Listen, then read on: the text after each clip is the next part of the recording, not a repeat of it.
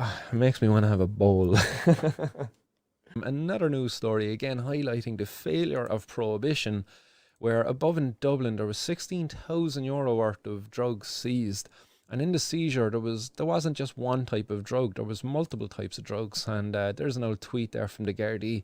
And you see, I haven't seen these bags in ages, actually, the old Kappa bags. Isn't that the Kappa logo with the old chick sitting there, like lounged out like that? I haven't seen those baggies in ages, in fairness. I definitely got a few bags of weed with those before. But here you see them containing what, I'm not too sure. I would imagine they're probably ecstasy pills, as it says here in the tweet.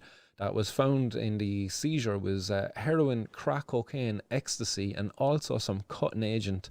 So a nice mix of drugs. These were discovered inside in a vacant apartment as well, and there was no arrest made in connection with this. So sad day for the Gardaí, I suppose. Really, they didn't catch anybody, but that seems to be a kind of a repeating theme there with the Gardaí, with no arrests have been made, but investigations are ongoing. Do you know, the criminals are smart out there, in fairness, like using a vacant property in order to deal out of, like, you know, where have we seen that before? Oh yeah, Limerick. And it was this guy above in Limerick who brought up that story. And this is Maurice Quinlivan. Maurice Quinlivan is a TD for representing Sinn Féin. And I would have covered Maurice Quinlivan's speech above in the Dáil a couple of months ago, where he gave a very impassioned speech about drug dealing going on above in the St. Mary's housing estate in Limerick. And not long after that impassioned speech then was there a massive operation carried out in the St. Mary's housing estate, where there was loads of drugs seized from, again, a vacant property that was being used by the drug dealers. Again, I don't think there was any arrests that were after being made in that case, that I'm aware of anyway. But the drug dealers have now moved to a new estate. So well done, Morris. Like, you know what I mean? Great work. So Morris, not long after that raid went on, Morris went straight onto Facebook, onto Twitter and stuff, in order to give himself an old pat in the back. Do you know, oh, I'm a great boy, aren't I? Look what I done. I was in the Dáil and I said this, and the Gardaí then went and done that because I said this. Aren't I great? Give me a pat in the back, everybody. Come on, like, tell me I'm great. Like, that's exactly what he's doing. Like, he's benefiting off the war on drugs. If he really wants an honest and a well-deserved pat in the back, he should be out there calling for an end to this foolish war on drugs that sees it so easy for drug dealers to sell drugs in our communities. That's what he should be out there doing. Instead, no, he went out there and he said he'd play the game. He'd play the game of a prohibitionist call for a crackdown on these drug dealers. And when he gets results, then go out to the community and say, I did this. Do you know?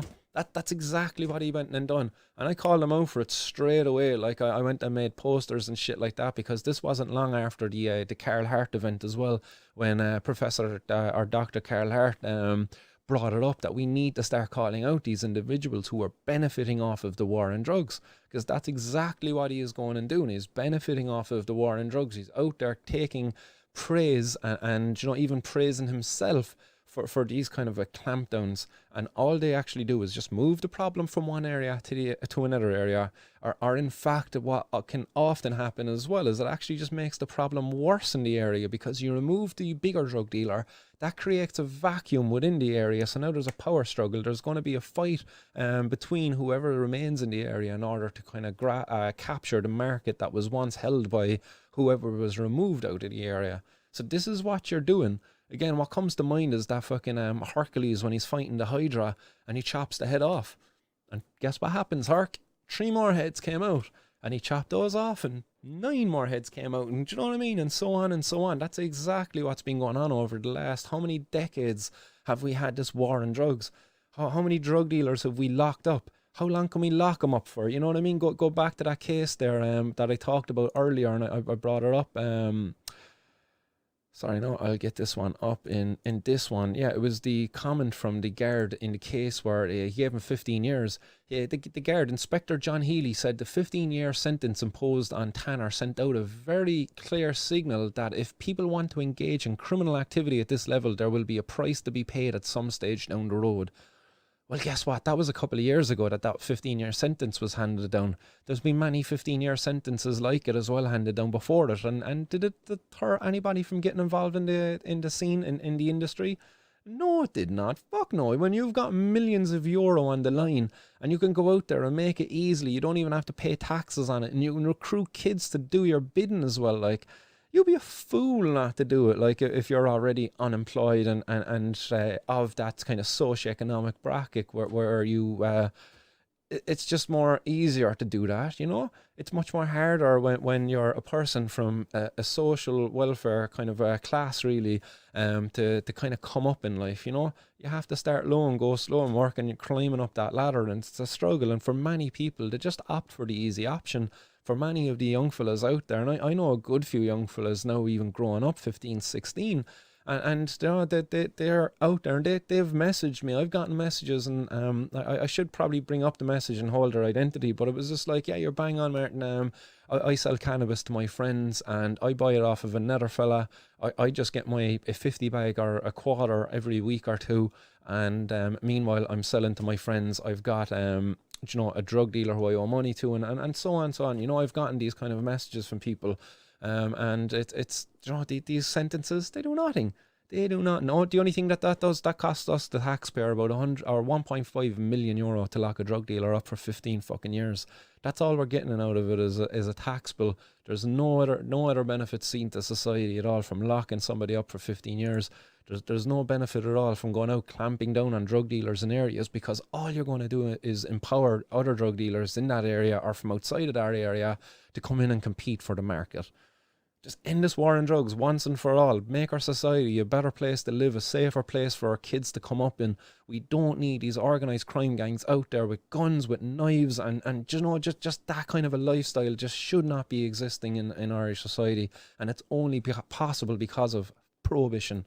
Prohibition enables this sort of lifestyle, this kind of a drug dealing lifestyle of criminality. That just wouldn't exist if a person was able to go into a Boots and be able to purchase their 1 gram of cocaine for their night out, or whatever it is that they want to be buying their gram of cocaine for. There's not going to be the Kinnans out there making billions or millions or whatever, hundreds of millions of billions, whatever they're making off it, you know, because it's a lot of money that they're making off it right now.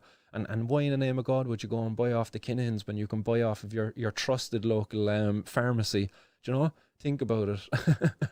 and yeah, Ross is pointing out, I was one of those youngsters a few years back, and so were my brothers before me. Yeah, like, that's it. Like, it's a vicious cycle, and that's kind of why that's why I'm here doing this today. I just don't want to see this repeated any longer.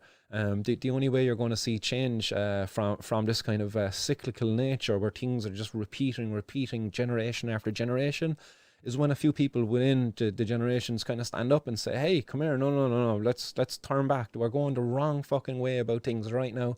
Everybody pull a U-turn and head back the other way. We need these people shouting, there's a cliff ahead, we're going to go off the cliff if we don't stop running now. Like, you know, there's many people after going off the edge of the cliff already because of these stupid bloody policies. So that's it makes me want to have a bowl.